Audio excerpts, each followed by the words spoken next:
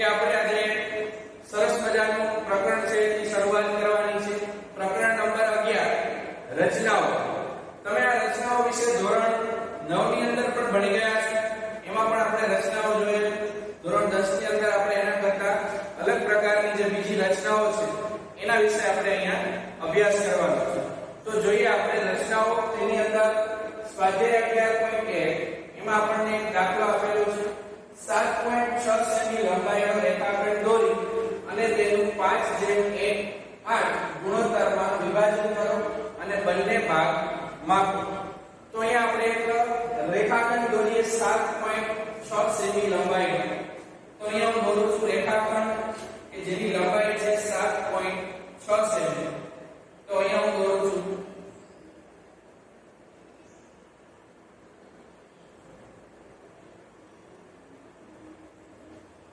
તો આ જે છે આપણો રેખાખંડ છે જેની લંબાઈ છે 7.6 સેમી. તો આ 7.6 સેમી રેખાખંડ છે એની લંબાઈ છે. પછી આપણે હજુ એને વધારે છે લંબાવી શકીએ, પરંતુ આપણે જે બિંદુ લેશું એ અહીંયા 7.6 સુધી લેશું. હવે ધારો કે આપણે આને નામ આપી દઈએ A અને B. તો અહીંયા 7.6 સેમી નો લંબાઈનો આપણે રેખાખંડ દોર્યો. એને આપણે નામ આપી દીધા A અને B. હવે A અને B નામ આપી દીધા. આપણે અહીંયા એનું વિભાજન કરવાનું છે 5:8 ગુણોત્તર. એટલે કે એક બાજુ રેખાખંડના એવા બે ભાગ કરવાના છે કે એની એક બાજુ 5 ભાગ રહે અને એક બાજુ છે 8 ભાગ રહે. તો હવે આપણે એક કિરણ લઈએ. તો એ કિરણ લેવા માટે આપણે પરિકરનો ઉપયોગ કરવો પડશે. પરિકર છે એનાથી આપણે અનુકૂળ ત્રિજ્યા લેવાની છે. અનુકૂળ છે એ ત્રિજ્યા લે અને આપણે પરિકર છે એનાથી આપણે ચાપ મારીએ તો બિંદુ જે છે આપણે અહીંયા એ બિંદુ ઉપરથી ચાપ મારશું. તો અહીંયા એ બિંદુ ઉપર આપણે પરિકર રાખી અને અહીંયાથી આપણે ચાપ મારીએ તો આવી રીતે છે કે આપણને અહીંયા ચાપ મળે છે. તો અહીંયા છે મારી પાસે ચાપ આવી ગઈ છે આવી રીતે. ત્યારબાદ એટલી ત્રિજ્યા લે અને આ ચાપ જે છે એને આપણે અહીંયાથી મારવાની છે. તો અહીંયા છે બીજી ચાપ છે. તમારે પેન્સિલથી સરસ મજાની ચાપ છે દોરવાની છે.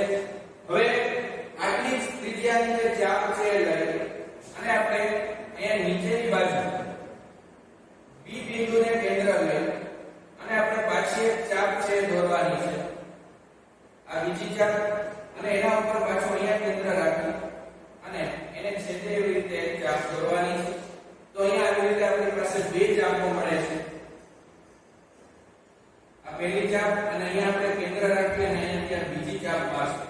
હવે આ જે ચાપ આપણને મળે છે આ ચાપ એ હવે આપણે એને જોડી દઈએ. તો અહીંયાથી આપણે એક કિરણ દોરીએ. તો આ કિરણ છે આપણને કંઈક આવું મળશે. ચાલો આ કિરણ છે આપણને મળ્યું. ત્યારબાદ અહીંયાથી આપણે બીજું કિરણ દોરીએ. તો અહીંયા પણ આપણને એક કિરણ મળે છે. આ કિરણમાંથી આપણે સીધી રેખા છે એ ડ્રો કરવાની છે. તો અહીંયાથી આપણે મળે છે એક બીજું કિરણ. આની કિરણ છે એની કોઈ લંબાઈ હોતી નથી. એ આપણે અનુકૂળતા મુજબ છે એક કિરણ દોરી શકીએ છીએ. અને આપણે હજુ થોડુંક લાંબુ કરી દઈએ તો અહીંયા છે આપણને બીજું કિરણ મળે છે. હવે કિરણને નામ આપી દઈએ. અહીંયા આપણે નામ આપીએ x અને અહીંયા આપણે નામ આપી દઈએ y. તો આવી રીતે થઈ ગયું. હવે ત્યાર પછી આપણે અહીંયા જોઈએ કે એનું ગુણોત્તર જે વિભાજનમાં કરવાનું છે એ 5:8. તો આપણે સૌથી પહેલા પરિકરનો ઉપયોગ કરીએ. તો આપણે પરિકર વડે અહીંયા a ને કેન્દ્ર રાખી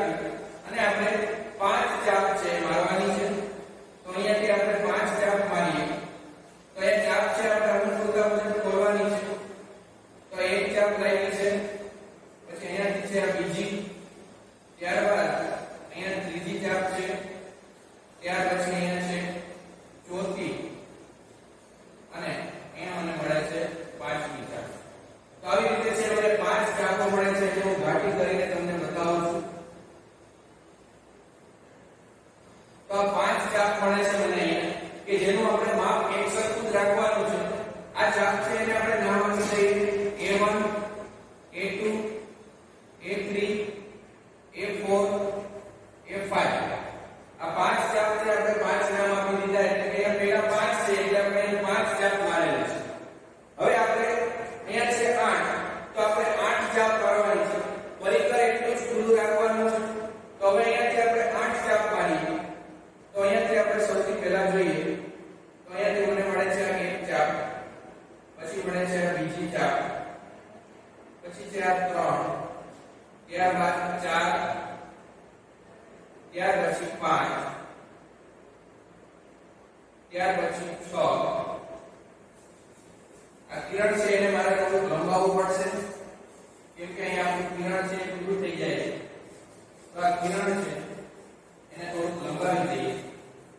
તો અહીંયા આપણી પાસે આ 1 ચાપ 2 3 4 5 6 પછી 7 અને 8 બે ચાપ હજી આપણે મારવાની.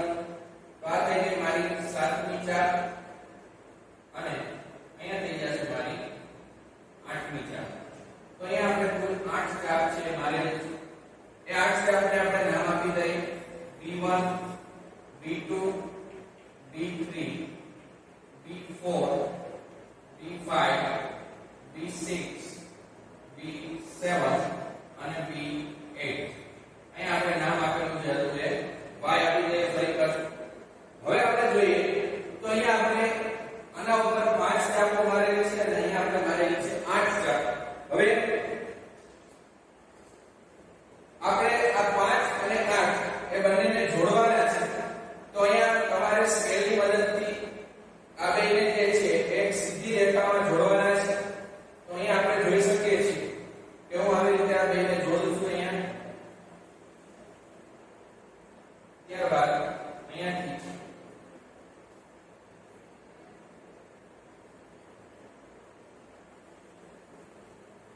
અને આપણે અહીંયા આમ જોડી દઈએ છીએ. તો આ બાજુની લાઈન છે મારે જોયું અહીંયાથી જે છે મેં આને જોડેલી છે.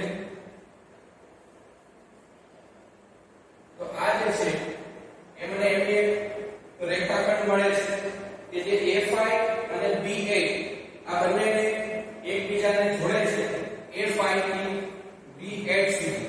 ધારો કે અહીંયા બિંદુ છે જે બંનેનું છેદબિંદુ અહીંયા મળે છે આપણને આ C. તો હવે જે C છે એ રેખાખંડ AB નું બે ભાગમાં વિભાજન કરે છે. એક ભાગ છે AC અને બીજો ભાગ છે BC. આ બે ભાગ છે આપણે માપવાના છે. તો એક બાજુ છે 5 ભાગ થશે અને એક બાજુ 8 ભાગ. એ કેવી રીતે માપવાનું છે તો કે તમારે અહીંયા સ્કેલ રાખીને માપવાનું છે. તો આનું જે માપ છે એ તમારે હું સ્કેલ થી અહીંયા માપું છું. તો અહીંયા જે આપણી પાસે ડાબી બાજુનો ભાગ છે તો અહીંયા એનું માપ છે મારી પાસે થાય છે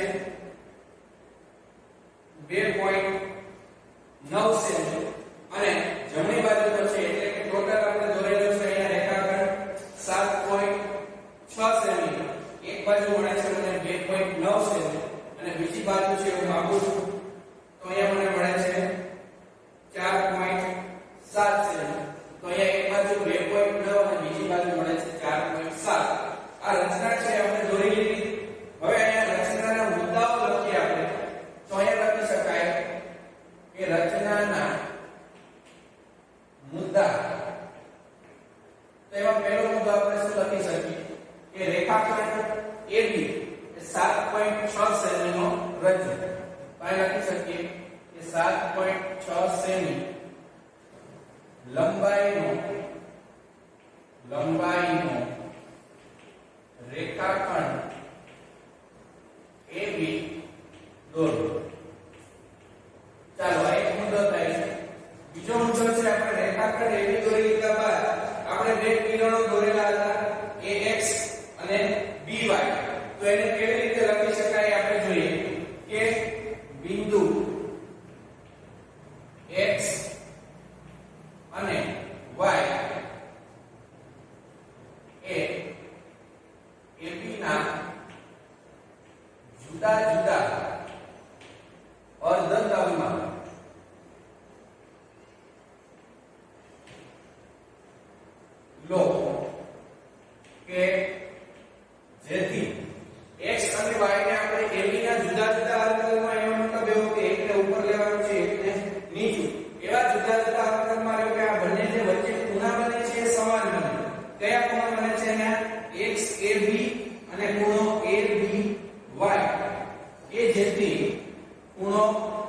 XAB બરાબર ખૂણો બીજો આપણી પાસે છે ABY એ બંને કેવા થશે સમાન બને તો આવી રીતે આપણે લીધેલું છે બે જે આપણે લીધા છે કિરણો કે જેથી બે વચ્ચે ખૂણો જે છે અહીંયા A અને B બિંદુ પાસે સમાન બનવો જોઈએ ત્યારબાદ હવે આપણે જોઈએ તો આપણે જે દોરી લીધા પછી આપણે દોરેલી ત્રિજ્યા તો એને કેવી રીતે લખી શકાય તો અહીંયા લખી શકાય કે બિંદુ A ને કેન્દ્ર લઈ કિરણ AX પર એ આપણે લખીએ કિરણ AX પર આપણે લેવાનું છે A1 બરાબર A1 A2 બરાબર A2 A3 બરાબર A3 A4 બરાબર A4 A5 આવી રીતે આપણે સમાનતા એનો મતલબ એવો કે આ તમામની લંબાઈઓ છે એ કેવી રાખવાની છે આપણે સમાન તો આ તમામની લંબાઈઓ સમાન થાય એવી રીતે થાય તેવા બિંદુઓ A1 થી A5 સુધીના મેળવો તો આપણે A1 થી A5 સુધીના બિંદુ મળી ગયા ત્યારબાદ આપણે B1 થી B8 સુધીના બિંદુ મેળવવાના છે તો અહીં આપણે લખવાનું છે કે તેટલી જ ત્રિજ્યા લઈ તેટલી ત્રિજ્યા એટલે કેટલી તો કે A થી A1 જેટલી લઈ અને આપણે હવે લેવાનું છે B1 થી B8 સુધી હવે B ને પહેલા કેન્દ્ર લઈએ B ને કેન્દ્ર લઈ B થી B1 સુધી B1 થી B2 સુધી B2 થી B3 સુધી એવી રીતે આપણે જવાનું છે B3 થી B4 B4 થી B5 એવી જ રીતે B5 થી B6 B6 થી B7 B7 થી B8 આવી રીતે 5 6 7 7 8